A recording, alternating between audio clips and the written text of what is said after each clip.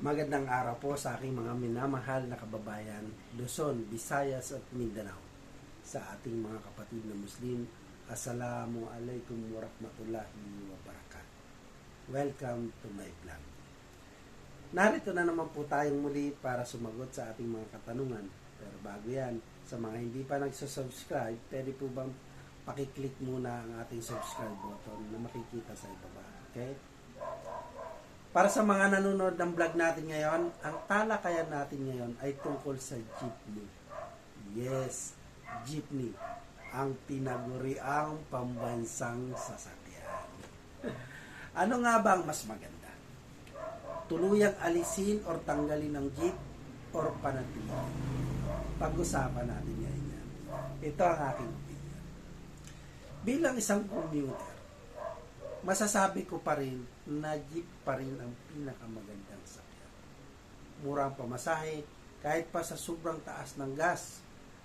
Alam nyo, nakakaawa din ang ating mga jeepney drivers. Mabanggit ko lang din, no? Sila yung mga maghapon, magdamag na bumabiyahe. Walang pagod na pabalik-balik para mabigyan lang ng masasakyan ng ating mga kababayan ng commuters. Sobrang hirap at pagod sa taas ng gasolina, konti na lang ang kanilang kinikita at naiuwi sa pamilya. Kung kayo ang tatanungin, sumasang-ayon ba kayo sa modernization na tinatawag? Isa-isahin natin yan. Pumapayag ba kayo, no? Na tanggalin natin yung jeep? Sabi kasi, pambansang sasakyan talaga natin yan. At palitan ng modernization at tinatawag nila. Opinion ko, wala namang problema sa modernization kasi ang Pangulo natin na si Rodrigo Roa Duterte, ang ating mahal na Pangulo, ang gusto niya kasi makamtan din natin yung mga nakakamtan ng ibang bansa, no? Yung modernization na gusto niya kung ano yung meron sila, meron din tayo.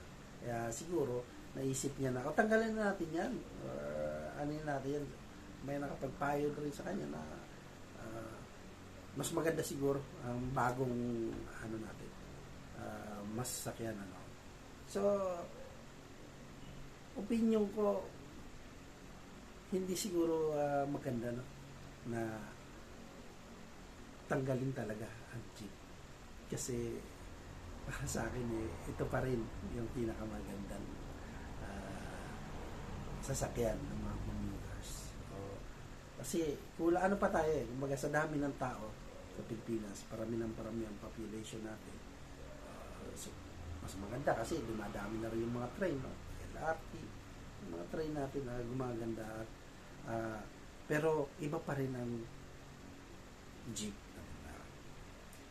So, ito naman ang aking suggestion. Ano kaya, bakit hindi natin panatilihin ang jeep at bigyang simpatya ang mga jeepney drivers? Kasi, suggestion lang.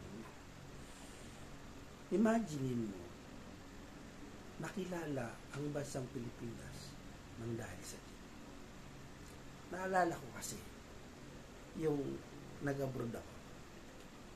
Meron ako nakausap. Ibang lahi, Pakistan, Saudi, Vietnam, mga karatig Asia, pati yung mga Amerikano, Canada. Tuwan-tuwa sila, sabi nila sa akin, alam mo, sa tuwing uwi ako ng Pilipinas, pupunta ako doon kasi may asawa sila dito, Pinay. Ang gusto ko talaga sakyan yung jeep. Kasi aliw na aliw daw siya kasi sa kanila wala raw katulad ng ganun, no? Walang katulad ng mga sasakyan. Alam niyo naman sa ibang bansa talagang magaganda yung mga sasakyan. Aliw na aliw daw siya talaga. Saka historical kasi yan na ang sasakyan natin jeep, no? Diba? Unang panahon, Kalaysa, Kalabaw, kabayo, yan mga sinasakyan. Pero nauso ang jeep, sikat na sikat talaga. Ang suggestion ko lang talaga, wala natin tanggalin. Hindi naman ako tutol sa modernization. Kaso nga lang, kung mapapansin mo, yung modernization, parang pinahirapan lalo nila yung mga jeepney drivers natin. Kasi ang gusto nila, kumuha ka nitong modernization, jeep nila, na ipapalit sa jeep, babayaran mo. Okay? Napakamahal po. 2.5, 3 million. Kahit po 24 hours na tuloy-tuloy ang pagbiyahe ng mga jeepney drivers, talagang hindi kakayanin yung paghuhulog niyan. Kahit anong gawin natin sigurong computation, hindi talaga kakayanin, no? Kaya, kung titingnan mo, ang mas nahihirapan dito, ang ating mga jeepney drivers. Sa mga jeepney drivers dyan, mag-comment kayo sa ating comment section. Kasi, pag-usapan natin ito. Alam ko, ang hinanain nyo, nakikita ko rin na pinaglalaban nyo na